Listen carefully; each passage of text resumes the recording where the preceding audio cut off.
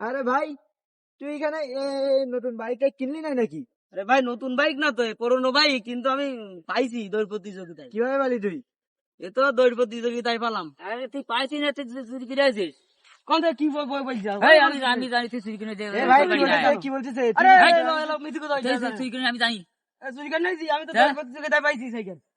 পাইছিস? দৌড় প্রতিযোগিতা আমার পুরস্কার দিয়েছে। তাহলে তো গ্রামের লোক বলতে পারবো যে হ্যাঁ পেয়েছি। হ্যাঁ ঠিক হ্যাঁ? আরে এলো মিথ্যে কথা বলছে। টিভিতে উঠবে।